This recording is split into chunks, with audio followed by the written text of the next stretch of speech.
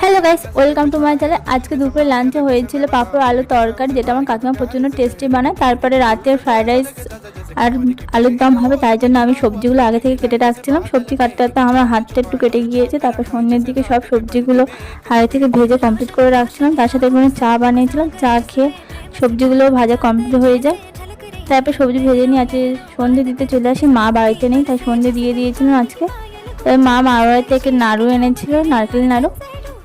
এটা আমার প্রচণ্ড টেস্টি লাগে, তাই জন্য মা নিয়ে এসেছিলো আমার জন্য মামার বাড়ি থেকে। তারপরে খেয়ে নিয়ে পড়াতে বসে পড়ি। বাচ্চারা এসেছিলো পড়তে, পড়িয়ে নিয়ে তারপর মাকে নিয়ে চলে আসি হেল্প করার জন্য।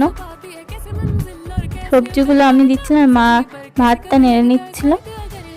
তারপর আমাদের রেডি হয়ে যায় ফ্রাইড রাইস। তার সাথে আলু কষা নিয়েছিলাম, প্রচণ্ড টেস্টি খেতে হয়েছিল। আমার মেয়ে হয়েছিল রাতে, তাই আমাদের চুলগুলো ভিমনি করে দিচ্ছিল। That's it, good night.